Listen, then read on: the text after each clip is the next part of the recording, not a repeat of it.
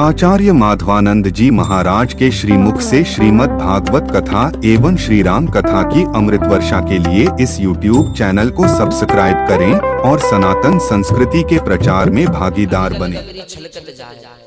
जिन लोगों को आधा अधूरा ज्ञान होता है ना, वो उनके विष के समान होता है। आधा अधूरा ज्ञान हो गया, भगत जी बन गए, विद्वान बन गए, जो मन में आए हर किसी को वो कह रहे हैं, गलत सलत बता रही है, मन में भ्रम पैदा कर रही है और विचार करते हैं हम सबसे बड़े विद्वान हो गए, हम पंडित बन गए। उनके मन में जो विचार आया, जिन्होंने जिस वेद को समझा, वेद की ऋचाओं के अर्थ को समझा, वो वही करने लगे। बोले महाराज वो कैसे? बोले एक बार ऐसा ही कोई अर्धज्ञानी, जैसे आधा अधूरा ज्ञान, उसने एक जगह ग्रंथ में लिखा हुआ देख लिया कि वेद पढ़ना पाप है। उसने जैसे ही लिखा हुआ देखा कि वेद पढ़ना पाप है, न तो उसको समझा न किसी से पूछा, और मन में जो भी व्यक्ति मिल जाए रास्ते में उसी को कहने लगे कि भैया वेद पढ़ना तो पाप है, तुम वेद पढ़ते हो।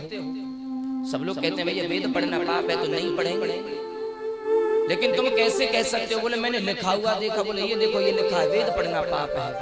और जो भी कोई देखे बोले हाँ लिखा तो है कि वेद पढ़ना पाप है।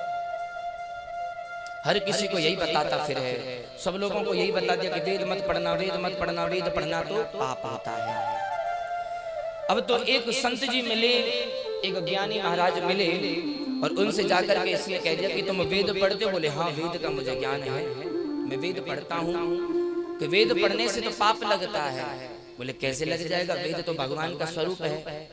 कि बोले नहीं नहीं महाराज मैंने तो लिखा हुआ देखा है कि वेद पढ़ना पाप है। बोले महाराज हमें देखा वो कहाँ लिखा है? उसने तो वो पुस्तक खोली और उसमें मानो जैसे ये पेज हो, अब इसमें लिखा दिया। बोले नीचे की तरफ लिखा था कि वेद पढ़ना पाप है। उस ज्ञानी जी महाराज ने अपनी उस पुस्तक को हाथ में लिया, उन्होंने देखा कि हाँ लिखा तो है कि वेद पढ़ना पाप है। बोले कह तो तुम सत्य रहे हो, लेकिन जैसे उन्होंने पेज के अंत में लिखा कि वेद पढ़ना पाप है, पेज को जैसे पलटा तो ऊपर लिखा हुआ था पहली लाइन में अशौच अवस्था में, अपवित्र अवस्था में। उसके बाद पूर्ण विराम। ज्ञानी जी महाराज कहने लगे भैया कुछ प्रचार करने से पहले पूरी लाइन को तो पढ़ लेता, पूरी बात को तो तू पढ़ लेता।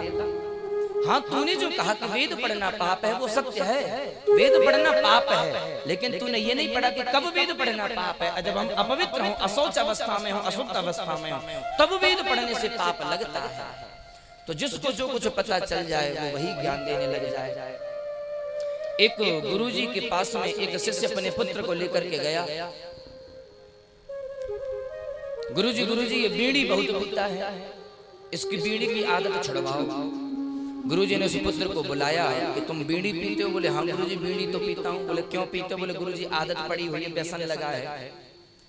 बोले बीड़ी पीना छोड़ दो। बोले गुरुजी कैसे छोड़ूं?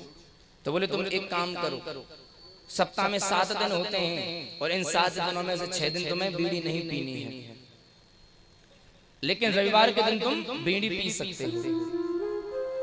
अच्छा गुरुजी ठीक है, आपकी आज्ञा का पालन करूंगा, रविवार के दिन बीड़ी पी लूंगा। वही हुआ, उस शिष्य ने 6 दिन तक तो बीड़ी नहीं पी, लेकिन रविवार के दिन हुआ क्या कि पहले तो वो खुद अकेला ही बीड़ी पिया करता था, लेकिन अब तो महाराज बीड़ी की बंडल खरीदो और सबको बीड़ी बांटता। फिर बोले ये लो बीड़ी पियो, बीड़ी पियो। बोले क्यों? बोले गुरुजी ने कहा कि तुम रविवार को बीड़ी पी सकते हो, रविवार को बीड़ी पीने से मोक्ष की प्राप्ति होती है। अब जैसे गुरुजी के पास में ये सूचना गई तो गुरुजी तो आश्चर्य में पड़ गए। बोले महाराज मैंने तो इसलिए इससे कहा था कि एक संग ये आदत नहीं छोड़ेगा, मैंने इसलिए इसको कहा था कि 6 दिन तो इसकी आदत वैसे ही छूट जाएगी जब ये बीड़ी नहीं पिएगा। 7 दिन बीड़ी पीता है तो केवल एक दिन बीड़ी पिएगा, और धीरे धीरे उसके बाद मैं इसको रविवार को भी मना कर दूंगा कि रविवार को भी बीड़ी नहीं पीनी है। लेकिन महाराज इसने अर्थ का अनर्थ कर दिया। जो मन में